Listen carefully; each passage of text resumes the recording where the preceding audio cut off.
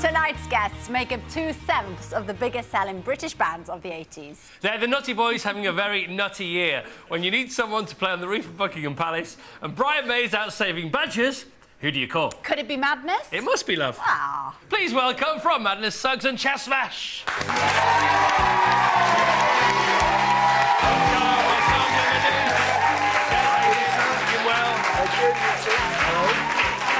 You look beautiful. So, it's been a great year, hasn't it? Not bad, Chris. One of the best, you think, Suggs? But probably, yes. Yeah, for yes. Madness? I mean, no one could have expected that the Queen would invite us to her party and the Olympics would be in London in the same year. We'd be invited to both, no. Yeah. Unbelievable. And not only did she invite you to her house, she let you play on the roof. How did that happen? Well, you know, some of the lead needed replacing, so some light-fingered young chaps to start the process. It happened because we were asked to play at the Jubilee, and then, I don't know, there was a story of us being on the main stage, and maybe somebody didn't want us down there, and thought, get them out of the way.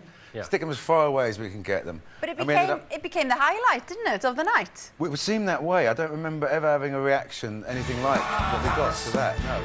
In the middle of our street, our house. To be playing on the roof of Buckingham Palace is one thing, but to get that whole video projection, I bet you couldn't believe it, could you? No, there was actually an audible gasp when we turned this bit here, where we turned the flats, Buckingham Palace into a block of flats. I think people actually thought it had collapsed. It's absolutely But is it right that you've got a problem with heights as well? Because you were pretty high up there. I'm not mad on heights, no. No. When we rehearsed on the Friday, when there was no one there, I found it a lot more difficult than when there was a crowd, obviously, because the adrenaline was going and it was, you know, you weren't really thinking about where you were in outer space at that point, yeah. Good, all right. And is it true as well that you spoke to the Queen afterwards and you did a bit of a Tommy Cooper joke? Yeah, I did, yeah. You know, the Queen comes along, you really don't know what to say, do you? Have you met the Queen, Chris? I've actually met the Queen. Oh, what did you say to her? I said, is it true you listen to Terry's show? And she said, I'm now taking over the story. She said, I don't really have time to listen to the radio at all. Well, the first thing was an old Tommy Cooper. I said to her, excuse me, Mum, are you still into football? And she said, no, not really. I said, can I have your cup final tickets then? And she said... Did you really, though? It's on Chaz, YouTube. did you witness this? It's a good story, and it's a great story. There we have It's a great moment. All right. It's a great moment. Well, House of Fun is one of the boys' biggest hits, of course. So tonight, we're asking how much fun you're having in your house right now. You know the drill. Send us a picture. We'll share some at the City later if we get them. Plus, we'll have the premiere of a very special remake of the Baggy Trousers. Now, we've already spoken about your amazing year, the Jubilee, and the fact that you did the closing ceremony. So which one of those two massive gigs were you most nervous about then, Chaz? I don't know if I was nervous. I think the whole thing was so surreal. It was a bit like walking through a marshmallow dream, you know. Yeah. Both were different. You know, the royal protocol, when you're around the royals, it's sort of, you know, very stiff and you've got to be on your best behaviour. Which one did you find out about first, then, the Jubilee or the Olympics? I think we found out about the Olympics first, didn't we? Yeah, the Olympics first, yeah. And there was a bit of argy-bargy about playing our house at both. Yeah. Queen, but I said the Queen was going to appear at both, so she wants us to, you know, we'll perform at both. But the Olympics for me was more nerve-wracking, yeah, because we were hanging around for a long time in a sort of waiting hangar. The One Direction on a lorry next to us, and then there were the Pet Shop Boys riding bicycles with traffic cones on their heads to the left. It was all getting a bit overwhelming, and I had to say to Carl quickly, what's the first line of our house? I'd forgotten, yeah. Just before we were unleashing ourselves in front of... Is that the most nervous you've ever been, do you think? I think pretty much, yeah. I mean, in front of 75 trillion billion... It was very awesome. Yeah. And we were on the back of a truck, and there was nothing to hang on to, so there was every opportunity to fall off as well. So, fortunately, we didn't. But you didn't. You're hanging on. You have a brand new album out? Yes, you do. OK. Now, there's been a lot of talk about the title of this album, which actually, in the end, made up the design of the album cover. Tell us about that story. Well, as you can see from the cover, there was lots of ideas about what we should call it. And... we went to Peter Blake. He said he'd do a painting for us, which obviously we respect him. And Peter Blake of Sgt. Pepper. Sgt. Pepper. Yep. Worked with Paul Weller as well. So the final title is Wee Wee CC Ya Ya Dada. Oh, go on. Yeah, well, exactly, yeah, because that's all the titles that we went through. And, you know, people in our management were saying, do you really want to show the sort of indecision that this band have? But Peter Blake said, the only thing is, just don't tell me you've changed your mind. And, of course, we did, and there are all the changes. He said, well, I'm going to just write out all the titles and cross them out. And we ended up with Wee Wee CC Ya Ya Da Da, which is just, You know, an Yes, affirmation. yes. Which pretty much sums us up. You know, it's about an affirmation of life. That's what we really are about, yeah. And on the new album, there's a new single, but it's a sequel, isn't it, to a song you sang many, many years ago, My Girl. Yeah, Mike Barson wrote that one. He's also written this one. I'm not sure exactly who My Girl 2 is, but that's his, you know, there obviously is a second person in his life. And, yeah, that's the name of the song. Let's have a look. Thank you.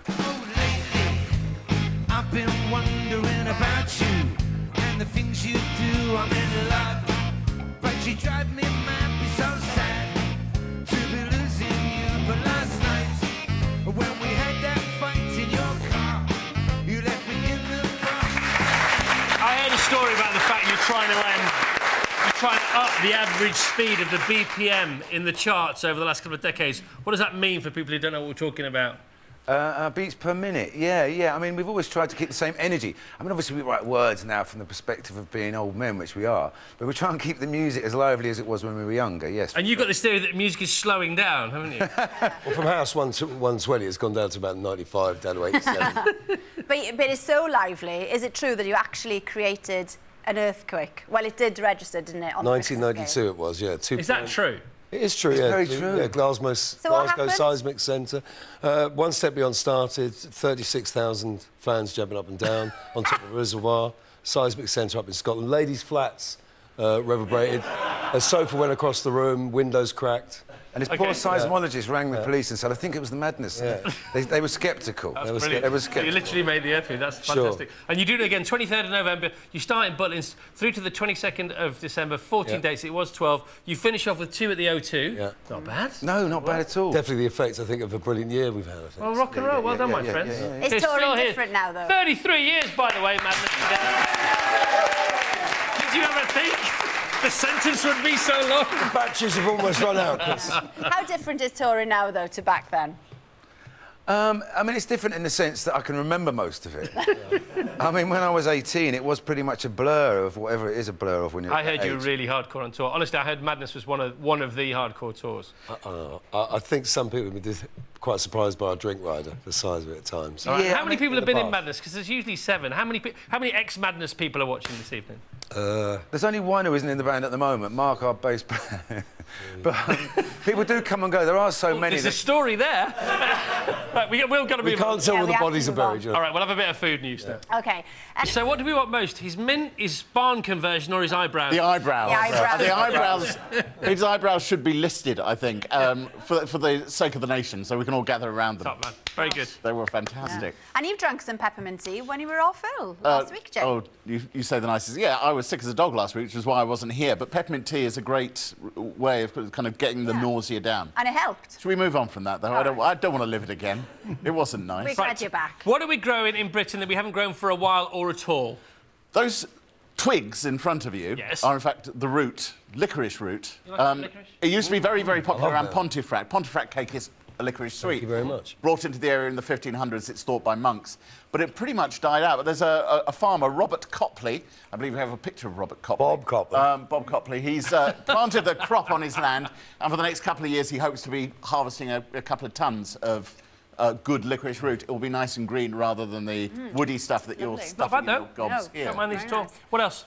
Well, there are some interesting things. For example, saffron. Now, saffron used to be a very important spice in Essex. That's why there are towns, Saffron Walden, places like that. Yeah. Still worth more weight for weight than gold. Wow. It had stopped being grown in such number. It's grown now in Wales and has been since 1985. Give us something extraordinary. All right, something Exotic. extraordinary. Chris, there are melons being grown in Kent and Staffordshire. Melons in Kent and Staffordshire. It can only be madness! Hey! That went OK, though. That's a good segue. Let me give you another one. Go on. Kids, stand by. Since 2006, they've been growing tea on the Tregothnan estate in Cornwall, but they are now about to start growing both coffee and bananas in Cornwall. Coffee bananas in Cornwall? Cornwall. That's It's madness.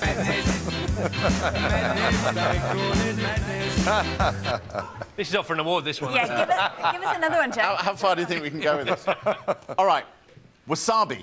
Yes. Wasabi, fantastic stuff. It's a Japanese root. We eat a lot of it, although most of the wasabi we get here tends to be a little bit wasabi, a lot of horseradish, a bit of other stuff. It's dyed green. This is fresh wasabi, and it is grown in Dorset by a farmer called Tom Amory. Wasabi grown in You're Dorset. joking. That's acceptable. Yeah. Interesting stuff. I mean, you know, it is an extraordinary thing. You grind it down. Are they really disappointed over there? They didn't get to dance. It's madness! Come on, you dance! There you go. Got to give the kids what they want. They're the What do you like future. about that, Chaz? Wasabi, yeah. It's, just lick it clean. It's really powerful stuff, and it knocks you out. But it grows near water. Say what, don't give it to our guests. I've been wanting to do that to a guest on the Where's the peppermint tea? but now it's starting to be grown here, and it's the fact that all of these things are being grown here is a testament to changing tastes in Britain. We're more interested in certain kinds of foods. Now you can grow melons, you can grow saffron, you can grow wasabi. Brilliant. All right, so you're mad, your happy house is packed. You've sort of written your own theme for this. I'm watching you on BBC, Chris. I'm 9 weeks old on Monday from Baby Danny. Great handwriting, Baby Danny. Yeah. This is Freya. She's just hanging around whilst watching the One Show. That's from her dad, Pete. Very good. OK, what about this? What about swinging your kitchen? Who doesn't want to swing in their kitchen? That's Louise in Herefordshire. Well done, Louise. And this is Fraser. He's 10 months old from Shetland, getting a quick bath while we're on. Yeah, with his red eyes. Little camera red eye there. Bath in the sink. It's like a little Matt Luke. Yeah. Well, those are your houses. Now, would you like... He's OK, that was Len's house. Yeah. But Our House, the musical, is back, isn't it? Yes, it is. It's the 10th anniversary of the musical called Our House, which is based on the Songs of Madness. It's on at the Savoy Theatre for one night, November the 11th, and I'm starring in it, and it's all in aid of Help for Heroes. Brilliant. Did I get that right? Most of that was right, wasn't it? That's pretty good. it was. Okay. OK, That's more their photos. house. What about your house? OK, More we got... we had Len's house, their house, your house. What about Spider-Man infiltrating this house here? That's their son, George, a.k.a. Spider-Man, saving the world before bedtime and in front of the telly. Great. Suggs? I've got Lucas, Chiara and Toby having a sleepover during the show. No central heating in the house then. That's a bit sad, isn't it, really? And here's Olivia tucking into a yoghurt surrounded by her dad's balloons. Happy as can be. And this is from Kenneth Narmin. This is our Friday night, they say. Lovely. Fighting. I'm going around there. That's almost it for our Friday night. But, Suggs, do you remember baggy trousers? Everybody loves baggy trousers. Do you remember where you shot the video for them? Yeah, it was a school, I forget the name, but it was in Islip Street in Kentish Town. Yes, indeed. First time Okay. Lee went up in the air, wasn't it? That's right, flying. Well, that school is now called Kentish COV Primary School. Ah. And we've got the pupils in the studio. That's them over there. Hey! You had a good time? Yes! Yeah? We have, anyway. well, they haven't. I don't... You had a good time? Thank you for lying so sincerely. Well, they've remade your video. They've remade baggy trousers. Great. Absolutely. Unfortunately, we've run out of time. We can't show it on the TV. Joking. Of course we can. And we will, kids. We will. We will. That is all for tonight. Thanks to Suggs and Chaz. Good luck with the tour and the album, Wee Wee CC Ya Ya Dada, which is Thank out you. on the Very good, 29th of Al. October. Brilliant. Thank you. Brilliant. Next week on this programme, Sir David Attenborough, Dawn French, Al Murray and Danny Baker's going to be here with us as well. And before we go, as promised, here are the kids of Kentish Town COV Primary with their version of Baggy Trousers. See you next week. Good night.